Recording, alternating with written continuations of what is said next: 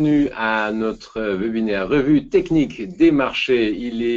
On a le 7 décembre 2017, il est 18 heures. On est ici avec vous, avec Laurent Aby, le président de la FAT et BNP Paribas. On est heureux de vous retrouver cette semaine et on est très curieux ce qu'on va analyser aujourd'hui, ou plutôt ce que Laurent va analyser pour nous aujourd'hui. J'ai que des feedbacks énormément positifs sur Laurent et toutes les analyses, donc ça fait plaisir. Donc Laurent, on va parler de quoi aujourd'hui en fait? Je te donne l'écran. Merci Falco. Alors, j'ai pas encore. Maintenant, Voilà, maintenant, maintenant, maintenant, ça arrive. exactement. Alors, attendez. Voilà. Ah, Voilà, donc vous devriez avoir à l'écran maintenant le sommaire de ce webinaire de ce jeudi 7 décembre. Un sommaire qui va, vous le voyez, principalement porter sur les valeurs technologiques, puisque on a eu beaucoup de questions cette semaine sur des valeurs à la fois américaines et européennes. Aux États-Unis, ce qui vous a intéressé, c'est Apple et Facebook. En Europe, c'est SAP, l'éditeur allemand de logiciels d'entreprise, et Capgemini. On va faire un petit tour du côté des télécoms avec Altis, dont vous n'êtes pas sans ignorer la chute vertigineuse récente des cours de bourse, et c'est Yvonique qui nous pose la question, à savoir est-ce que c'est le moment de d'investir, de venir sur le titre. On verra ça ensemble. Secteur de l'alimentation, c'est Fabrice qui nous pose une question sur Rémi Cointreau. Secteur de l'alimentation qui est fort et Rémi Cointreau qui l'est également, autrement dit a priori une bonne idée d'investissement. On va commencer, comme à notre habitude, avec le CAC 40. Pascal nous a interrogé sur le DAX. Alors, on va aller faire un petit tour outre-Rhin pour voir comment se comporte l'indice de Francfort. Et puis, on va également, j'ai oublié de vous le dire, faire un petit topo sur le secteur de la technologie, à la fois aux États-Unis et en Europe, pour voir un petit peu comment ça se comporte sur ce segment de marché. Voilà, donc vous le voyez, un sommaire fourni. On ne va pas oublier de parler de l'euro-dollar, puisque c'est Pascal qui m'a envoyé un email tout à fait intéressant, en rappelant que j'avais évoqué il y a quelques semaines la possibilité d'une cinquième vague haussière sur l'euro-dollar. Et Pascal nous interroge donc sur ce décompte héliotiste et les raisons pour lesquelles je pense qu'il y a encore une petite patte haussière qui manque sur le parcours très positif de l'euro face au dollar pendant toute cette année 2017. Donc pour ceux qui aiment Elliott, eh bien on regardera ensemble cette structure en vague impulsive sur cette paire majeure.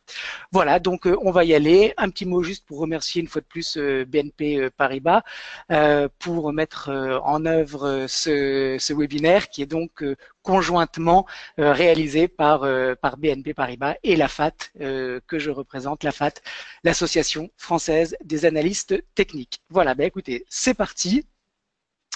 On va regarder tout de suite les charts. Et on va commencer. Alors, je vais juste faire une toute petite. Voilà. Agrandir un petit peu mon écran. Voilà. Donc, on va commencer avec le CAC en hebdomadaire. Ce qu'on peut dire d'une semaine sur l'autre sur le CAC 40, eh bien, c'est qu'il n'y a pas beaucoup de changements puisque vous le voyez ici.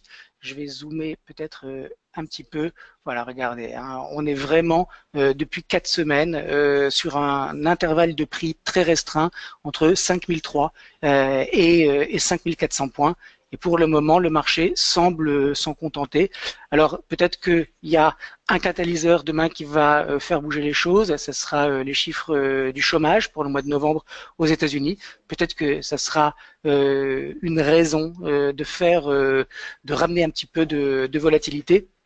En tout cas, c'est vrai qu'on a fait comme je vous le disais la semaine dernière, un nouveau sommet et puis on a réintégré ce range et pour le moment on est toujours dans la partie supérieure du range, donc c'est plutôt positif. À noter que je vous ai mis une moyenne mobile exponentielle en 34 périodes. Elle fonctionne très bien sur des charts hebdomadaires. Elle arbitre relativement bien les creux et vous le voyez, on a un niveau intermédiaire de support ici à 5247, 5250.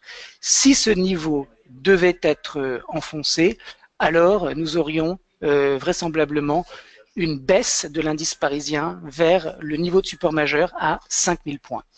Ce niveau, à 5000 points, c'est un niveau qui invaliderait la tendance haussière s'il était rompu. Donc pour tous ceux qui ont des trackers CAC 40 qu'ils souhaitent conserver pour les prochains mois, eh bien le niveau à ne pas enfoncer, c'est 5000 points.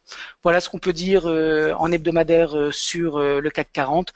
Pas beaucoup de mouvement. Ce niveau à 5247, qui est ce passage de la moyenne mobile et cette petite résistance intermédiaire qui a déjà été validée en tant que support, eh bien si on revenait dessus, il devrait y avoir a priori, pour conserver une dynamique positive, un regroupement des acheteurs. On va passer maintenant sur du court terme. Alors rappelez-vous, la semaine dernière, on était dans cette zone de prix près de 5440. Et je vous disais, je m'attends à ce que on retourne sur la borne des 5300 points. C'est un petit peu ce qui s'est passé avec cette grande bougie noire qui est venue tester donc ce niveau. Et puis derrière, on voit que le rebond, pour le moment en tout cas, est très timide. Alors on a du fait de ce surplace fait par l'indice, une détérioration mécanique, j'ai envie de dire, des indicateurs. On a déjà des moyennes mobiles qui s'aplatissent. La 43 période est en train de servir de résistance, mais surtout, c'est ce niveau à 5400 points qui n'arrive absolument pas à être dépassé pour le moment. Alors il y a une zone entre 5004 et 5440. Il faut dépasser 5440 en clôture pour avoir une confirmation du rebond et un retour du CAC 40 vers les 5525. Si au contraire, on avait une absence d'acheteurs sur les cours, au niveau des cours actuels et que on partait à la baisse sur rupture de 5300, 5255, c'est-à-dire que si on clôture sous cette zone, autrement dit sous 5255, alors il y a une probabilité importante de retourner sur 5200 points dans un premier temps et puis ensuite, vous le voyez, 5046 pour des objectifs de court terme. Donc, pour le moment, toujours très neutre, hein, stationnaire sur le CAC 40. Quand on regarde les indicateurs, on voit un RSI qui a été survendu à 27 et qui a du mal pour le moment à dépasser 54. C'est donc a priori un RSI de marché baissier. Et puis par ailleurs, on a un ADX qui a beaucoup baissé, c'est normal puisqu'on n'a plus de tendance pour le moment, mais on a quand même un DI- qui est passé au-dessus du DI+. Autrement dit, pour avoir un biais haussier confirmé, il faudrait déjà voir ce DI+ repasser au-dessus du DI- et avoir dans la foulée un ADX qui repart à la hausse, ce qui montrerait que nous avons un mouvement directionnel qui sera fiable et a priori donc solide. Voilà donc en synthèse ce qu'on pouvait dire sur le CAC 40, à moyen terme toujours haussier avec un niveau de support intermédiaire qui n'a pas été enfoncé et à court terme, alors j'ai oublié de vous le dire, je suis neutre parce qu'on a enfoncé ce niveau de support et pour avoir, comme je vous l'ai dit tout à l'heure, un biais plus positif, il faut repasser au-dessus de 5440. Est-ce que vous avez des questions, chers auditeurs, sur le CAC ou est-ce qu'on passe directement au DAX? Falco me fait le signe que non, alors on va aller regarder ensemble tout de suite le DAX. Alors, sur le DAX, on a une configuration technique qui est nettement meilleure, puisque vous le voyez, le DAX, lui, n'a pas réintégré, comme le CAC, ses précédents sommets. Il s'est posé sur cette polarité à 12 828 points. Et pour le moment, on voit qu'il a du mal à rebondir, mais il n'enfonce pas ce niveau de support. Toujours cette moyenne mobile à 34 périodes qui vient bien arbitrer donc les creux et qui passe bientôt, d'ici 2-3 semaines, à proximité de ce niveau de support à 12 828. Autrement dit, à moyen terme, sur le DAX, nous sommes en présence d'une structure qui reste toujours haussière. Cette structure serait dégradée si l'on enfonçait le dernier creux, celui qui précède le dernier sommet, autrement dit, sous les 12 000 points. Pour synthétiser à moyen terme, pour tous ceux qui ont des ETF qui sont exposés sur le marché allemand et en particulier sur l'indice de Francfort, sous 12 000 points, il y a danger. Au-dessus, la structure reste positive. Alors, à court terme, c'est évidemment plus neutre, puisque vous le voyez, on avait ce dernier niveau de support qui a été très marginalement enfoncé. On s'est arrêté sur une zone un petit peu plus basse, à 12 850 points. On est en train de faire un range entre 13 200 et 12 850.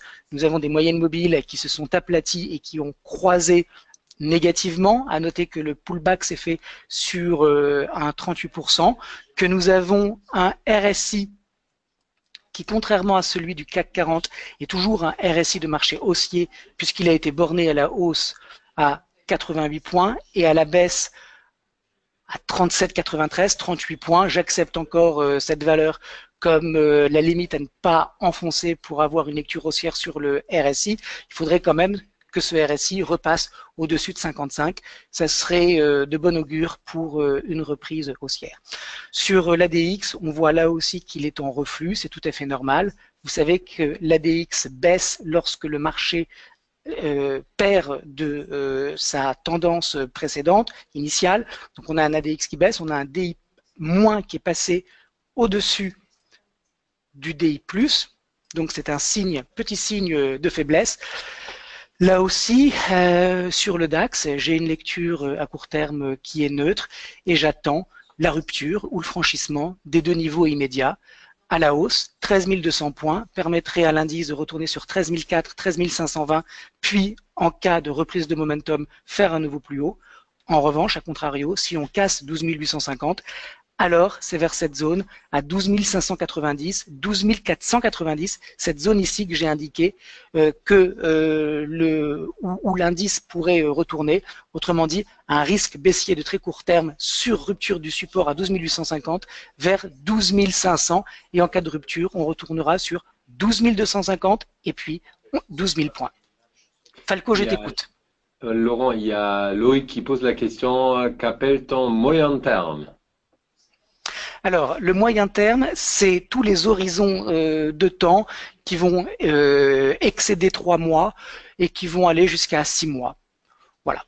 Alors, chacun a sa définition du moyen terme en fonction comment dire, des horizons de temps auxquels il est coutumier. Pour un day trader, 2 semaines, c'est du moyen terme. Mais l'idée, c'est que sur ce webinaire, quand je m'exprime, le moyen terme, on va dire que c'est à partir de 3-4 mois jusqu'à 6-9 mois. Au-delà de 9 mois, quand on se rapproche de l'échéance à 12 mois, on passe graduellement vers du long terme. Parfait, merci Laurent. Voilà, donc sur le DAX, c'est terminé. S'il n'y a pas de questions, je vais vous montrer maintenant des graphiques qui sont ceux du secteur technologique aux États-Unis et en Europe. Vous le savez déjà, ce sont des secteurs qui sont forts des deux côtés de l'Atlantique. On va regarder ça tout de suite ensemble.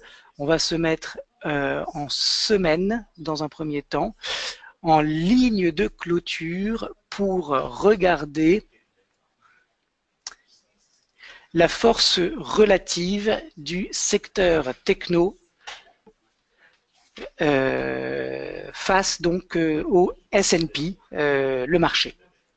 Donc vous le voyez, on a une courbe qui est ascensionnelle avec des creux et des sommets qui sont tous ascendants. Cela signifie que depuis juin 2016, c'est-à-dire le point de, ou même en fait non, depuis février 2016, depuis ce point bas, eh bien nous avons une surperformance du secteur techno aux États-Unis. Alors ça fait donc 2 ans presque, un petit peu moins, que le secteur technologique est un segment de marché qui surperforme le S&P et par conséquent c'était pertinent d'être positionné sur ce créneau. Alors est-ce que ça l'est toujours? Eh bien la réponse est oui, puisque vous le voyez, nous avons un RSI qui est borné à 60 à la baisse et 86 à la hausse. C'est un RSI de super bull market. Nous avons une moyenne mobile exponentielle 34 semaines qui est haussière et qui ne donne aucun signe d'aplatissement. Nous avons effectivement ici une petite consolidation weekly qui se met en place sur le secteur techno, mais pour le moment, pas de divergence sur le RSI, pas de figure de retournement sur le ratio, autrement dit, une tendance qui donne des signes de continuation. Quand nous regardons le secteur lui-même, alors je vous prie de m'excuser, je me suis trompé. Ce que je viens de vous décrire, c'est le secteur lui-même. Donc ça, c'est le S&P Information Technology Index. Donc tout ce que je vous ai dit reste totalement d'actualité, sauf que ce n'est pas le ratio du secteur par rapport au S&P, mais le secteur lui-même. Voilà, le ratio du secteur face au marché, c'est celui-ci. Donc vous le voyez, il est lui aussi haussier. Donc ce que je vous ai dit précédemment reste totalement d'actualité. Nous avons donc un secteur qui surperforme le S&P et tant que nous sommes au-dessus de ce niveau à 40 points, eh bien la surperformance reste d'actualité. Alors là aussi, on a un RSI qui présente une tout petit signe de fatigue, mais absolument rien d'inquiétant. Cela nous montre qu'on pourrait retourner dans cette zone à 40, entre 40 et 40,5 sur le ratio avant de repartir. En tout cas, nous avons une surperformance du secteur technologique qui, pour le moment, ne donne pas de signe de retournement. Quand on regarde en Europe, cette fois-ci, et je vais essayer de ne pas me tromper, le secteur technologique face au Stoxx 600, bah là aussi, vous voyez qu'on est en pleine surperformance avec une ligne de clôture weekly qui fait des creux et des sommets qui sont ascendants. C'est la définition d'une tendance haussière. Autrement dit, une surperformance évidente du secteur technologique européen face au reste du marché. Alors là aussi, le niveau d'invalidation de cette tendance haussière viendrait sous le niveau à 1,07, 1,08. Pour le moment, nous sommes en phase corrective, c'est-à-dire que depuis le 20 novembre, on a un secteur technologique qui est en sous-performance par rapport au marché. Mais quand nous regardons la structure d'ensemble de moyen terme, nous voyons que c'est un nouveau sommet que l'index, enfin plutôt que le ratio, vient d'inscrire. Et par conséquent, nous avons toujours une lecture qui favorise ce segment de marché pour des investissements, puisqu'il n'y a pas pour le moment de signe ni de retournement du ratio, ni de divergence forte sur le RSI.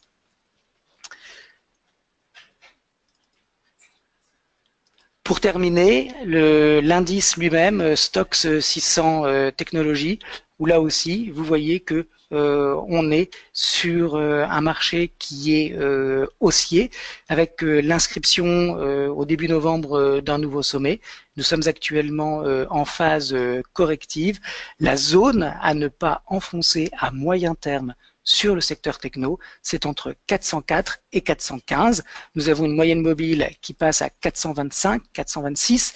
L'enfoncement de cette moyenne mobile serait un premier signal de fatigue et de désintérêt des investisseurs pour ce secteur et peut-être une rotation vers d'autres. En tout cas, pour le moment, nous voyons que nous avons un Doji Weekly qui sera terminé demain, qui s'est formé sur ce niveau, et par conséquent, une moyenne mobile qui est toujours haussière, un nouveau sommet qui vient d'être inscrit, un RSI qui a des bornes boules, autrement dit, secteur techno qui est toujours très bien orienté en lecture hebdomadaire en Europe. Donc, avant de passer aux valeurs qui vous intéressent, en l'occurrence SAP et Capgemini en Europe, Facebook et Apple aux États-Unis, eh bien, vous pouvez déjà comprendre que c'est intéressant de chercher sur le marché action des titres qui appartiennent à ce secteur, car pour le moment, il y a une surperformance. Oui, Falco.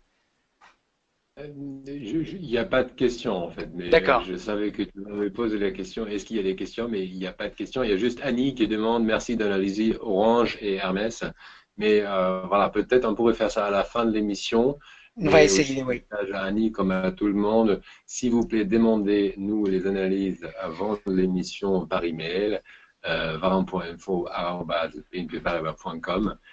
Comme ça, on peut se préparer aussi, un peu voir combien on peut faire, combien on peut pas faire. Mais bon, on va voir à la fin. Peut-être ça sera possible. On va essayer, on va essayer. On continue.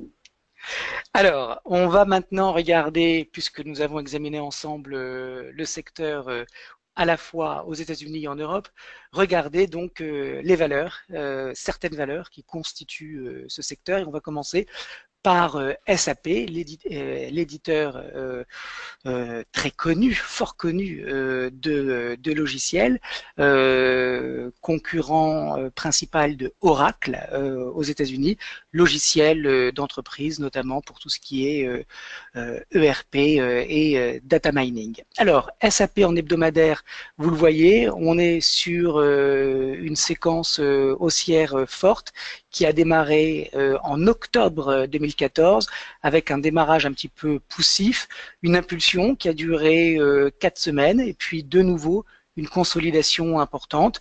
En fait, SAP progresse de la manière suivante: impulsion, conso, impulsion, conso, impulsion, conso. Il construit un peu un escalier haussier SAP et pour le moment, vous le voyez, on est toujours dans cette dynamique. À noter la moyenne mobile à 34 périodes qui vient presque parfaitement, une fois que le marché est en tendance, arbitrer les creux. Je vous recommande cette moyenne mobile 34 périodes exponentielles sur les marchés actions en hebdomadaire. En général, elle fonctionne bien, même si vous le savez, je préconise toujours de régler vos moyennes mobiles au cas par cas, mais si vous voulez avoir quelque chose qui fonctionne la majeure partie du temps, la 34 périodes donne d'assez bons signaux. Là, vous le voyez, elle a été enfoncée marginalement puis réintégrée. Ça pouvait être considéré comme un premier signe, petit signe de fatigue. Derrière, on fait un nouveau plus haut à 100 euros et nous sommes maintenant en consolidation. Alors cette consolidation, il y a un niveau intermédiaire. Hein. On retrouve sur SAP la structure qu'on avait sur le DAX. Oui, Falco. Je continuerai après. Oui, Falco, qu'y a-t-il? Il y a Gilbert qui demande si on pourrait citer quelques valeurs dans la techno, en fait. Alors, on va déjà regarder ensemble les 4 qui nous ont été demandés. On va ensuite, si on a le temps, regarder Orange et Hermès. Et comme on fait déjà 4 valeurs sur la techno, Falco, peut-être qu'on va voir aussi les autres valeurs qui nous ont été demandées pour essayer de contenter tout le monde. D'accord, très bien.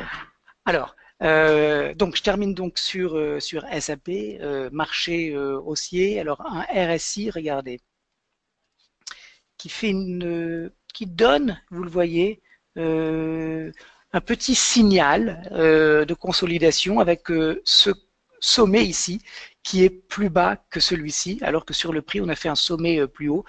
Ça me fait penser cette divergence qu'il y a un risque de retourner sur ce niveau à 87. En tout cas, pour le moment, ce qu'on voit, c'est que la réaction sur le niveau à 100 euros a été contenue puisqu'elle s'est arrêtée à 92. En hebdomadaire, une correction de 8%, c'est tout à fait acceptable.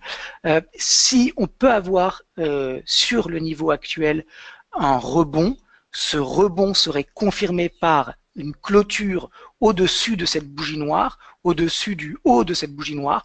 Autrement dit, toute clôture hebdomadaire au-dessus de 98 € signalera la forte probabilité de la reprise de la tendance haussière et de l'inscription d'un nouveau sommet à venir. En revanche, dans le cas contraire, si on casse 92, alors on retournera vraisemblablement vers 87 € et on rentrera donc dans une phase de consolidation. Le niveau donc à surveiller pour tous ceux qui possèdent du SAP à moyen terme, c'est 87 €. Ce niveau ne doit pas être enfoncé pour conserver un biais haussier. Pour ceux qui souhaitent posséder du SAP à moyen terme, eh bien vous le voyez, dès qu'on est sur un niveau de prix actuellement qui peut être considéré comme intéressant, la confirmation viendra, comme je viens de vous le dire, sur une clôture au-dessus de cette bougie noire. Alors, quand on regarde SAP à court terme, on voit donc que nous sommes dans une phase corrective avec impulsion, correction, impulsion et on est revenu donc sur ce niveau de support à court terme donc de 92,50 €. On s'est arrêté un tout petit peu au-dessus et on tente de repartir. Alors il y a quand même des signes à court terme qui nous montrent que on est en conso et que on pourrait ne pas avoir une reprise immédiate de la tendance haussière. Quels sont ces signes? Eh bien, le premier, c'est que quand on est allé chercher 92,50, on n'a pas rebondi immédiatement, on a consolidé et on est en train de franchir, mais très très timidement, ce niveau de polarité à 95. Deuxièmement, nous avons deux moyennes mobiles qui sont en train de devenir plates. La courte est baissière, la longue est, vous le voyez, horizontale. Et par ailleurs, du côté des indicateurs techniques, nous avons un RSI qui a fait un plus bas à 29. C'est donc un RSI de marché baissier. Et puis surtout, on a un DI- qui est passé au-dessus du DI+, et on a un ADX qui baisse, ce qui montre que la force de la tendance haussière qui précédait jusqu'à la fin du mois d'octobre eh bien, est en train de complètement s'évaporer, ce qu'on retrouve d'ailleurs sur l'évolution des prix. Alors à court terme, les niveaux qui sont importants à surveiller, c'est comme je viens de vous le dire, 92,50. C'est un 50% de retracement de l'impulsion précédente démarrée en septembre. Tant qu'on reste au-dessus de 92,50, eh bien, on a une lecture haussière neutre. Alors, pourquoi haussière neutre? Parce que, en fait, quand on se met en ligne de clôture, regardez, on a enfoncé le creux qui précède le dernier sommet. Et puis quand on se met en bougie et en mèche, on voit qu'on est dessus. Donc on est un petit peu comme ça à la croisée des chemins. C'est pas très clair ce qui se passe sur SAP à court terme. C'est pour ça que j'ai mis ce niveau à 92,50 et on va dire que sur rupture, et c'est ça qui compte, sur rupture de 92,50, nous aurons une tendance de très court terme qui sera baissière avec une succession de creux et de sommets qui sont descendants. Le risque, c'est de voir SAP retourner sur 87,21. Voilà, donc pour synthétiser à court terme, c'est de la conso et ça serait que au-dessus de ce niveau à 98,50 qu'on reprendrait un biais positif. Pour le moment, ne m'attends pas beaucoup à avoir une forte impulsion haussière sur le titre. On va continuer avec le secteur technologique. Cette fois-ci, nous allons franchir l'Atlantique et nous allons aller voir la plus grande, la plus grosse capitalisation boursière du monde, Apple. Alors, on va se mettre en bougie hebdomadaire et vous le voyez, le titre est toujours très fort. On est dans une structure haussière indéniable avec des creux et des sommets qui sont ascendants. Pas de figure de retournement qui apparaît sur notre écran. Nous avons néanmoins un titre qui patine un petit peu. Regardez, ça fait 5 semaines qu'il n'arrive pas à dépasser les 176,40 $. La capitalisation boursière de Apple avoisine les 900 milliards de dollars. Tous les investisseurs attendent le franchissement du cap symbolique des 1000 milliards, ce qui en ferait une première historique. Et pour le moment, vous le voyez, on a une moyenne mobile à 34 périodes qui est toujours haussière, un niveau de support intermédiaire à 160, autrement dit, si on revenait sur ce niveau à 160, c'est une zone entre 164 et 160, qui est une zone potentielle d'achat. La zone extrême d'achat intermédiaire, c'est 160, stop sous 148,50 à moyen terme pour viser le dépassement du précédent sommet à 176. Extension des ratios de Fibo, on peut aller sur 190,20, puis le niveau symbolique des 200 $ sur Apple. En synthèse, nous avons un marché qui reste haussier, même si vous le voyez sur le RSI, on voit une petite fatigue, c'est-à-dire que les prix arrivent à faire des sommets ascendants, mais le RSI, lui, n'y arrive pas, ce qui nous montre qu'on a des investisseurs qui sont pour le moment un petit peu réticents à payer de manière aussi vigoureuse que par exemple cette première moitié d'année. Regardez ici, on a eu vraiment quasiment aucune correction entre 100 et 150, hein, ça fait quand même du 50% d'appréciation sur le titre qui vient après un bull market qui est déjà énorme. Là on voit qu'il y a un petit ralentissement, le RSI nous indique donc une petite fatigue de moyen terme, mais ce n'est pas le RSI que nous tradons, c'est le prix. C'est le prix qui compte, qui fait foi. Le prix, tant qu'il n'a pas cassé 160 en intermédiaire et 148,50 en support majeur, eh bien, conserve une structure positive. Alors, quand on regarde Apple maintenant sur du court terme, on voit donc cette difficulté des acheteurs à faire franchir ce niveau des 175,60 $ qui a été donc testé à 2 reprises. Ce niveau, peut-être, enfin, si on était comme ça, là, vous voyez, on pourrait considérer ce petit pattern ici comme un double top de très court terme qui, si il était validé par le franchissement de la ligne de coût, reprécipiterait les cours d'Apple vers cette zone à 163,60, 164,35.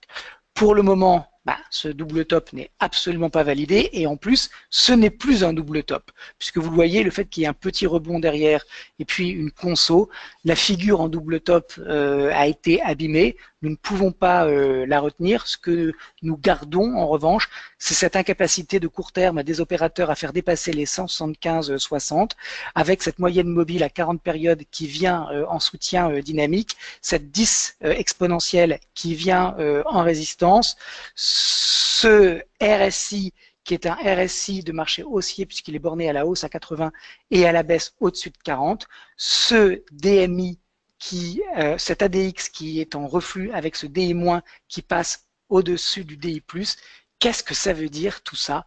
Ça veut dire qu'on est en conso. Hein, c'est ça. Et ça se retrouve sur le prix, c'est-à-dire qu'on a une détérioration de l'ADX avec un DMI- qui passe au-dessus. On a des moyennes mobiles qui semblent vouloir croiser bientôt.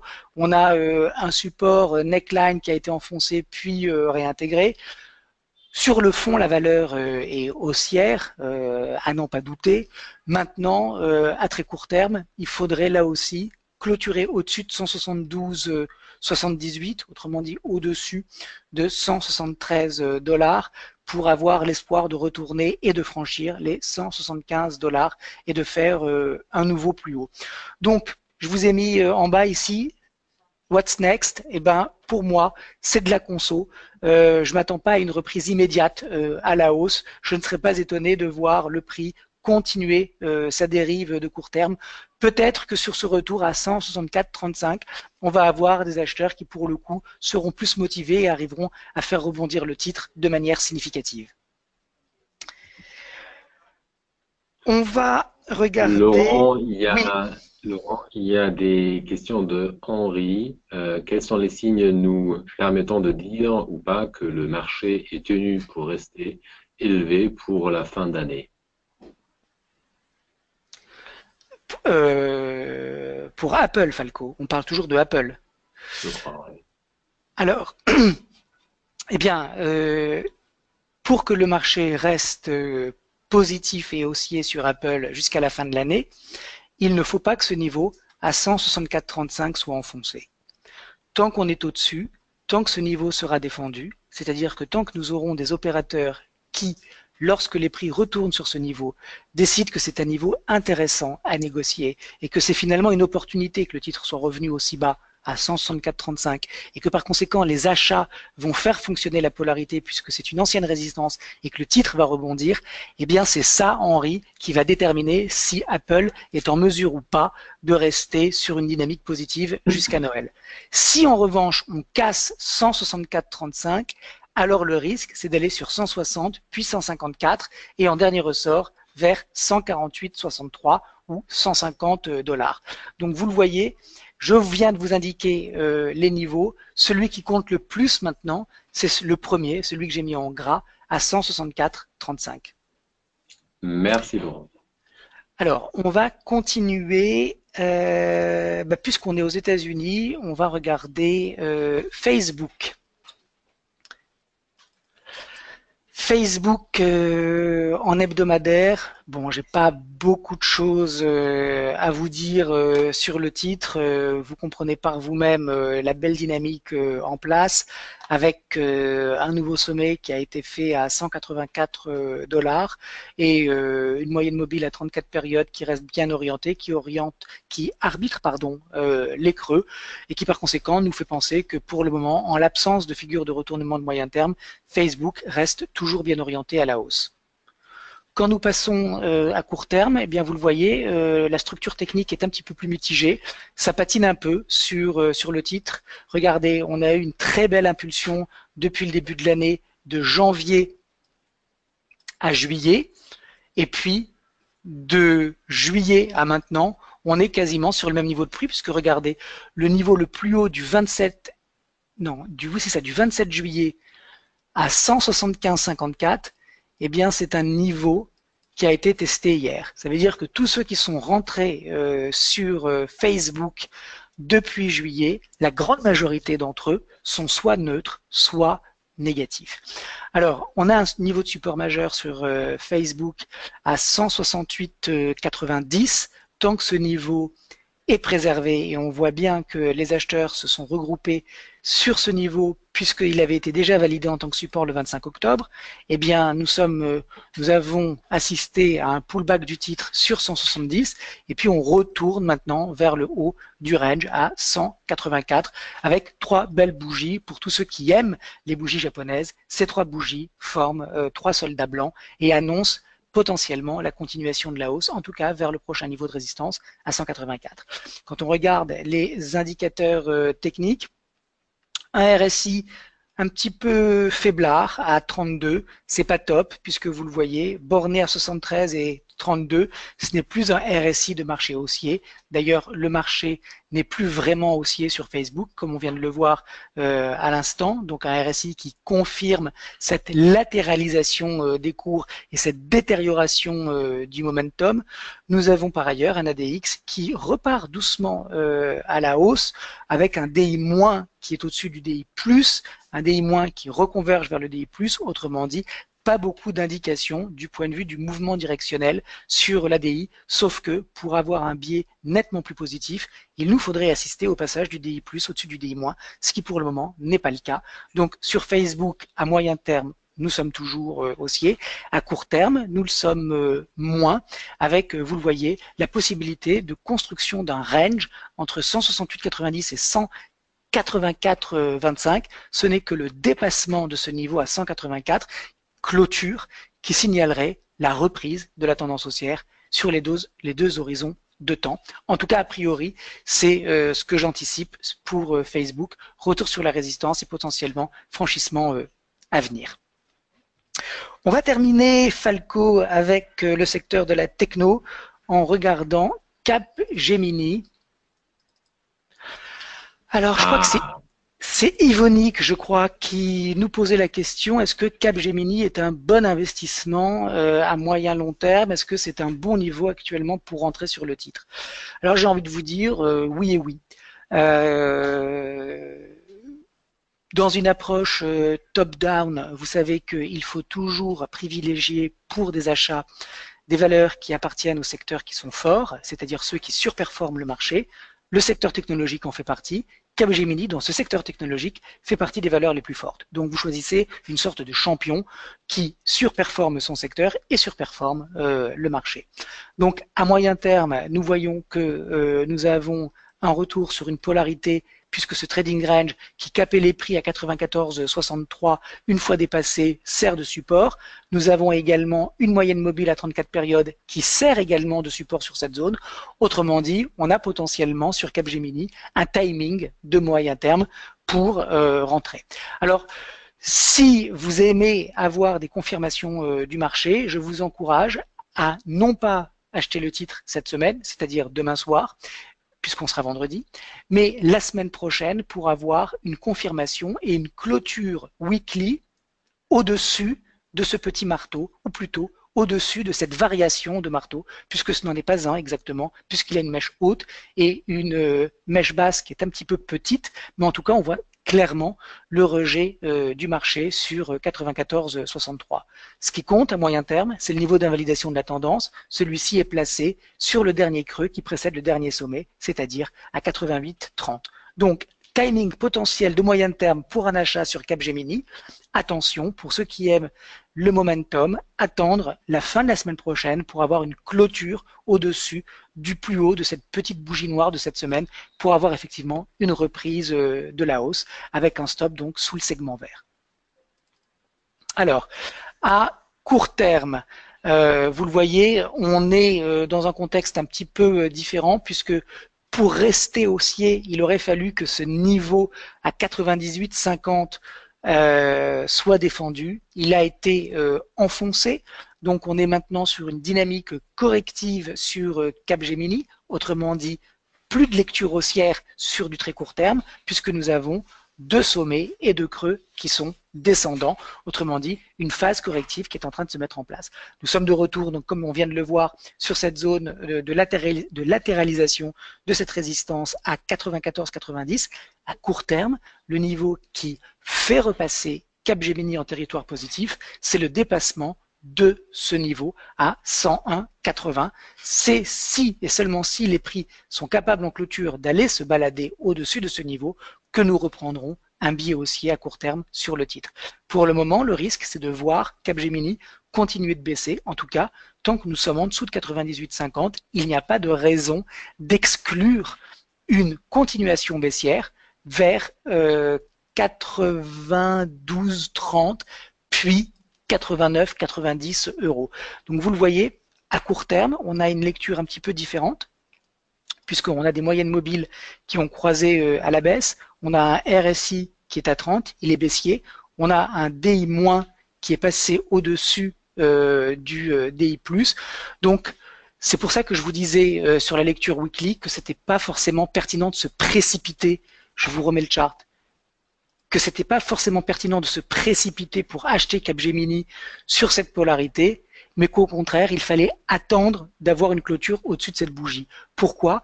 Eh bien parce que le risque, c'est de voir Capgemini à court terme continuer de baisser. Donc, c'est une valeur intéressante, sur un secteur intéressant. Cela dit, du point de vue du timing, il me semble que on peut attendre de voir un petit peu comment le marché va se comporter, puisque même si Capgemini est forte, si le marché corrige, eh bien, Capgemini va être prise dans le courant baissier. Comme elle est robuste, elle baissera moins que les autres. Mais ceci dit, si vous pouvez la payer moins cher que le prix actuel, pourquoi pas? Donc, à suivre, Yvonique sur Capgemini, avec en tous les cas, dans un premier temps, à court terme, un dépassement de 98,50. C'est le minimum syndical que je demande pour avoir une lecture haussière, c'est-à-dire qu'il faut réintégrer ce petit range. Tant qu'on reste en dessous, ça veut dire qu'on peut continuer soit de latéraliser, soit de baisser. Oui, Laurent, il y a plusieurs questions en fait. Je vais citer deux. Il y a Antoine qui pose la question, où sont les deux creux? Alors, les deux creux sont ici, Antoine. Ça, c'est un premier creux. Donc là, regardez, on a creux, sommet, creux, sommet, creux, sommet, creux au niveau de celui-ci, petit sommet à 101 et nouveau creux. Donc on a, et je vais essayer de faire quelque chose pour vous permettre de bien voir, voilà, on a deux creux, on a deux sommets ici et deux creux ici, Antoine, qui montrent que le marché est actuellement en correction. Parfait, Antoine est très très content. Il y a une deuxième question de Alain. Quand sait-on qu'une conso est terminée avec l'ADX? Alors, on sait qu'une conso est terminée avec l'ADX quand celui-ci arrive à repasser au-dessus du niveau compris entre 18 et 22. Cela dépendra bien évidemment du réglage de votre ADX, mais je prends les valeurs par défaut qui sont proposées sur toutes les plateformes d'analyse technique en 14 périodes. Donc, quand votre ADX repasse, on va dire, au-dessus de 18-25, pour donner une fourchette large, 18 fourchettes basses, 25 fourchettes hautes. Quand on est au-dessus de 25, alors vous avez un mouvement directionnel qui est en train de se rematérialiser à la hausse ou à la baisse, puisque je le rappelle, l'ADX, quand il monte, ça n'a aucun rapport avec la direction de la tendance. Une tendance baissière aura un ADX qui monte, ainsi qu'une tendance haussière. L'ADX montre simplement que nous avons un mouvement qui est en train de prendre forme et de se matérialiser de manière tendancielle. Donc au-dessus de 25, eh bien, nous avons vraisemblablement une sortie de conso du marché vers et l'émergence d'une nouvelle tendance. Je sais pas, là il fait, oui, on a encore un quart d'heure, même pas. Donc je garde la question de Henri pour la fin. D'accord. Alors on va aller un petit peu plus vite maintenant. Alors c'est Yvonique qui nous pose une question sur Altis. La question d'Yvonique, c'est est-ce que c'est le moment de revenir sur Altis? Eh bien, Yvonique, je vais vous dire, je n'en sais fichtre rien. Pourquoi? Ben parce que il peut tout à fait y avoir. Alors déjà, ce qu'il faut savoir, déjà, je vais vous dire deux choses extrêmement importantes. La première, c'est que si vous voulez payer Altis, vous êtes contrarienne, Yvonique. C'est-à-dire que vous vous mettez en face un courant baissier d'une extrême puissance. Deuxièmement, si vous êtes à l'achat, c'est un achat spéculatif. C'est-à-dire que vous jouez vraisemblablement un rebond technique. C'est-à-dire qu'il y a peu de chances que Altis fasse un creux en V et reparte tout de suite à la hausse. Il va y avoir une construction vraisemblable d'une base autour de laquelle, sur un niveau de prix autour duquel il va y avoir des investisseurs qui vont commencer à accumuler graduellement du papier, et ce n'est que lorsque nous aurons cette construction de base qui s'apparentera donc à de l'accumulation que le titre pourra rebondir. Alors ce que je vous dis, ce n'est pas scientifique, puisque vous le savez, tout peut se passer sur les marchés. Donc il suffit que je vous dise aujourd'hui que je m'attends pas à un creux en V sur Altis pour que vous reveniez, pour qu'on retourne ensemble sur le titre dans un mois et qu'on regarde et qu'on constate ensemble la formation d'un creux en V. C'est toujours comme ça que ça se passe. Mais statistiquement, je voudrais juste partager avec vous qu'il y a très peu de chances que ça apparaisse. Alors, je ne sais pas du tout ce qui va se passer sur Altis, parce que pour le moment, nous sommes aux prémices, dans les premiers frémissements d'un courant acheteur. Alors, je vais passer en intraday pour vous montrer un petit peu de quoi il s'agit. Alors, regardez, on a fait, j'aurais peut-être aimé vous montrer un peu plus d'historique, mais je ne sais pas pourquoi. Voilà. Alors, regardez, donc pour le moment, sur Altis, on a rebondi à 6,45. Alors, ce que j'aimerais vous montrer, c'est que ce niveau plus bas, excusez-moi, à 6,44, ou même 6,50, je ne sais pas exactement. En tout cas, ce niveau plus bas que vous voyez tout en bas à droite, regardez tout en bas à gauche, c'est un niveau qui avait déjà été validé une toute petite semaine, la semaine du 10 mars 2014, comme quoi le marché a de la mémoire, puisque c'est sur ce plus bas historique que le marché a trouvé du soutien. Donc premièrement, le marché n'a pas rebondi n'importe où. Alors on va repasser en intraday. Alors Yvonique, si vous êtes intéressé par un achat sur Altis, la première chose que j'aimerais vous conseiller, c'est d'être extrêmement vigilante et de la surveiller tous les jours. Hein. On n'est pas du tout dans une stratégie de buy and hold, comme par exemple nous pourrions l'être sur Capgemini. Là, au contraire, c'est du swing, c'est-à-dire que vous allez essayer d'attraper une accélération, un mouvement, et que vous allez essayer de sortir avant qu'on retourne vraisemblablement tester 6,45. Alors quand on passe en 60 minutes, on voit qu'on est en train de constituer sur Altis un petit range et que si on dépasse 7,75, alors il y a de fortes chances que la progression haussière entamée depuis le début décembre continue et qu'on aille vers 8,13. Les prochaines cibles, Yvonique, sur Altis, c'est donc 8,13, 8,95 et 9,97. Pourquoi? Regardez, quand on se met en daily, on a ici une petite polarité à 8,13, c'est la mèche basse. Ensuite, ça a été validé en tant que support. C'est un point d'accélération ici à la baisse, retesté le jour d'après avec cette mèche. Donc, premier petit niveau à 8,13. Ensuite, 8,95, vous le voyez, c'est cette réaction. 8,95, 9, c'est cette réaction dans la baisse qui s'est faite.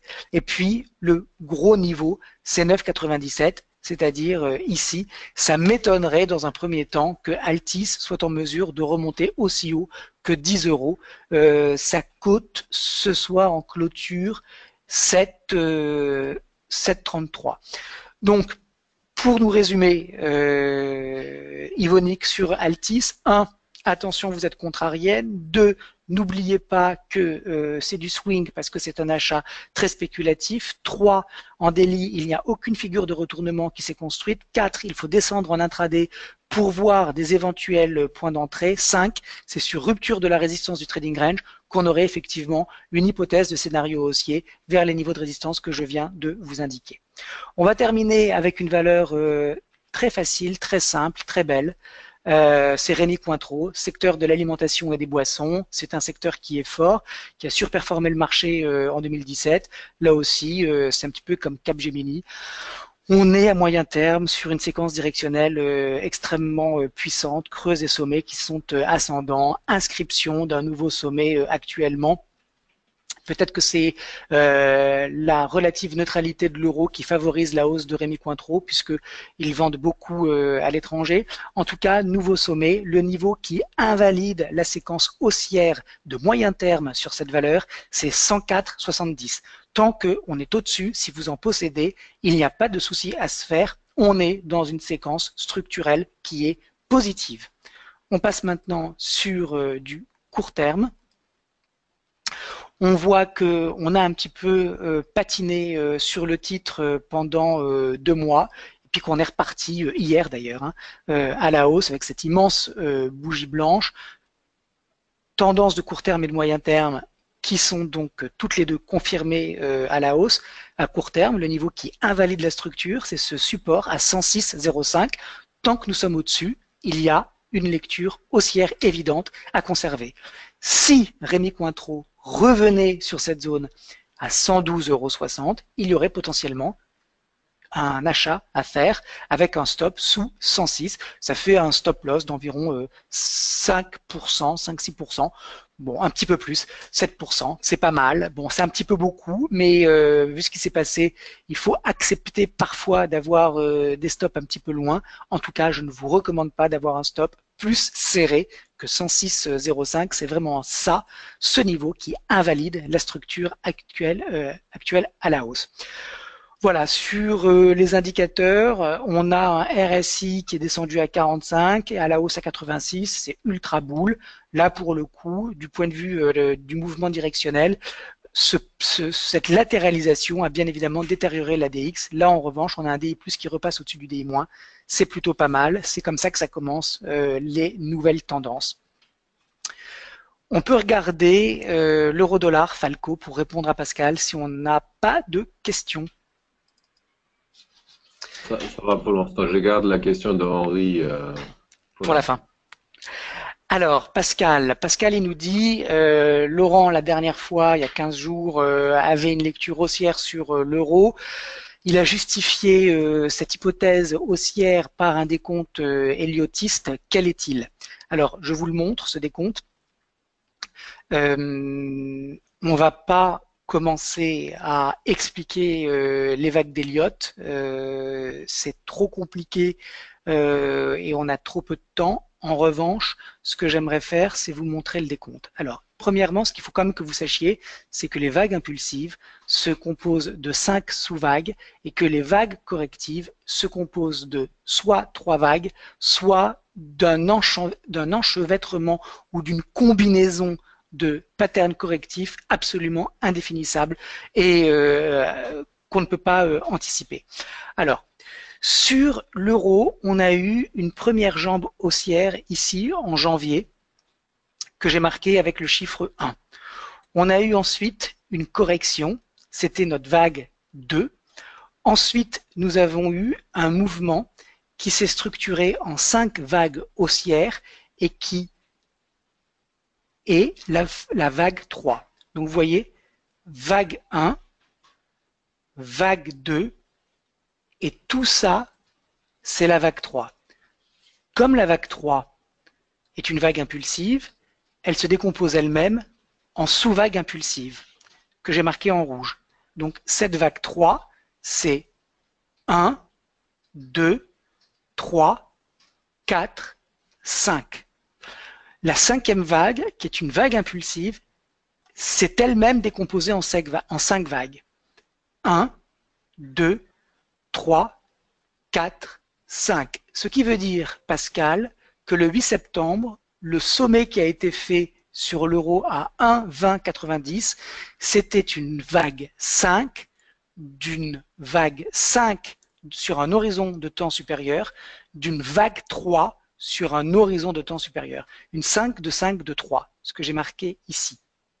Quand on a fait cette 1, 2, 3, qu'est-ce qui arrive derrière? Une 4. C'est pour ça qu'à l'époque, j'avais déjà écrit que je ne m'attendais à plus aucun potentiel haussier sur l'euro-dollar une fois qu'on avait fait cette vague 3. Ce qui s'est passé derrière, c'est qu'on est parti donc en 4. Alors les 4, ce sont souvent des consolidations latérales, souvent, mais pas forcément. En tout cas, c'est ce qui est en train de se passer sur l'euro. La question qui se pose est la suivante. Il manque une vague 5. Il devrait y avoir par conséquent une dernière vague impulsive pour clôturer ce premier mouvement qui a duré 1 an sur l'euro. Première hypothèse, la première vague de la vague 5, c'est celle-ci. C'est-à-dire qu'on va faire, et j'espère que ça va marcher, on va faire 1, 2, 3, 4, 5 et on va terminer sur 1,2370. Pourquoi 1,2370? Parce que c'est une extension de Fibo que j'ai calculée et qui a priori, reste mon scénario central d'une vague 5 qui ne devrait pas excéder les 1,24. Okay, donc 1, 2, 3, 4, 5. La deuxième hypothèse, puisque quand vous êtes un elliotiste, vous ne travaillez jamais avec un seul scénario, vous devez en avoir au minimum 3 alternatifs et puis ils vont s'éliminer au fur et à mesure et il ne va en rester plus qu'un. Alors le deuxième scénario, c'est qu'en fait, on n'ait pas fait une vague 1 ici, mais qu'on reste sur une vague 4. Alors on aurait pu faire par exemple sur une 4, une ABC, ça c'est une A, ça c'est une B, ça c'est une C, ça c'est une X, et on repartirait sur une latéralisation en ABC. C'est une possibilité, il y en a plein d'autres. On pourrait faire un expanded flat avec une rupture, ou plutôt un franchissement de la résistance ici pour une réintégration derrière. C'est pas très intéressant tout ça. La seule chose qu'il faut retenir, c'est que le scénario que je conserve a priori sur l'euro-dollar à moyen terme, c'est qu'il manque une dernière patte haussière vers 1,24 avant d'avoir une correction plus importante. Une deuxième façon de calculer, ça serait de dire par exemple que ça, c'est là, que ça, regardez, c'est ma vague 2. Autrement dit, on aurait une première vague ici, une vague 2 en 3 temps, A, B, C, et ensuite une vague 3 qui viendrait se terminer au même moment avec, vous voyez, des impulsions. Alors, je veux pas rentrer trop dans les détails parce que, encore une fois, c'est un petit peu compliqué. Mais l'idée sur Elliott, c'est d'avoir plusieurs scénarios et de voir lesquels s'éliminent au fur et à mesure. Juste pour terminer, si ça c'est une vague 2, alors on aura 1, 2, 3, 4 et on retourne sur une 5 pour la vague 3. Voilà Falco. Alors avant de terminer, on peut rapidement regarder Orange. Ah, non, Si... attends, attends, attends, attends. Ah, d'accord, d'accord, d'accord. Il y a Loïc qui vient de dire que l'incidence sur l'euro US dollar sur les taux US du 13 décembre. Donc, bon, bah, ça, c'est pas l'analyse technique. Alors, j'ai même pas compris la question. Est-ce que tu peux la répéter? Oui, moi non plus, en fait, tout à fait, mais c'est, à mon avis, il y a une annonce de taux le 13 décembre qui a peut-être un impact sur l'euro US dollar, en fait. Alors, ok, ça y est, j'ai compris. Donc, il y a une réunion de la Fed la semaine prochaine. Tout le monde price une hausse des taux américains. C'est a priori un facteur positif pour le dollar, donc baissier pour l'euro. Sauf que le marché connaît déjà cette information, cette info est déjà pricée, et par conséquent, ce n'est pas sur la hausse des taux que les choses vont se jouer, mais sur la rhétorique utilisée par Janet Yellen pour expliquer comment elle va passer le flambeau et comment elle voit le premier semestre de l'économie américaine. Si elle est hawkish, c'est-à-dire, et c'est pas du tout son profil habituel. Mais si elle est hawkish, c'est-à-dire que si elle nous donne des éléments comme quoi la solidité de la reprise américaine ne va aller qu'en s'amplifiant, ça va être un élément différenciateur qui pourrait propulser le dollar vers un point plus élevé. Et par conséquent, ça referait baisser l'euro et ça ferait donc que on resterait sur cette lecture en vague 4. Si en revanche, elle est très modérée dans ses propos, ça ne sera pas considéré comme un facteur de soutien pour le dollar, puisqu'on sait déjà a priori, en tout cas c'est ce que le marché anticipe, d'avoir une remontée des taux. Donc si elle est modérée dans ses propos, ça sera décevant du point de vue du dollar et par conséquent haussier pour l'euro et par conséquent on pourrait aller la semaine prochaine revisiter les 1,20. Voilà ce qu'on peut dire Falco par rapport à cette prochaine réunion de la Fed. Parfait. Alors, Faisons vite fait l'orange, alors. on va aller regarder Orange vite fait. On va se mettre. Alors, Orange en hebdo, bah écoutez, hein, c'est pas compliqué. On est sur une tendance plate avec une résistance dans le voisinage des 15,30 € et un support dans le voisinage des 12,50 €. Hein. Ça veut dire que globalement, ce point haut du 2 mars 2015, eh ben, on l'a testé cette semaine. On est dans cette semaine. Donc, une tendance qui est totalement plate à moyen terme. Alors, quand on regarde à court terme, on est pour le coup dans une tendance qui est haussière, puisque vous le voyez, nous avons deux creux qui sont ascendants, deux sommets qui le sont également. Le dernier creux dans la baisse, c'est-à-dire celui-ci, il a été celui-ci ou celui-ci, c'est selon, en tout cas les deux ont été dépassés. Autrement dit, sur Orange, vraisemblablement, je ne sais plus qui est-ce qui a posé la question, mais vraisemblablement, c'est vers les 15,10 € que nous nous dirigeons à court terme. Et là, pour le coup, on verra bien si on a suffisamment de momentum pour dépasser la résistance et aller sur un nouveau plus haut pour le move. En tout cas, pour le moment, on est dans une séquence qui est haussière. Ça, j'enlève ça. Ça, je le monte ici. Et à très court terme, le niveau qui invalide ce directionnel positif, c'est le retour et la rupture de 13,70 €. Voilà, on a fini avec ce webinaire, a priori. Ce que je voulais faire quand même, c'est vous montrer avant que nous nous séparions le livre de la semaine. Alors là, pour une fois n'est pas coutume, pardon, c'est un livre français. C'est la référence française en matière d'analyse technique. Un livre qui a été écrit par Thierry Béchu, grands noms de l'analyse technique, Éric Bertrand et Julien Nebenzal.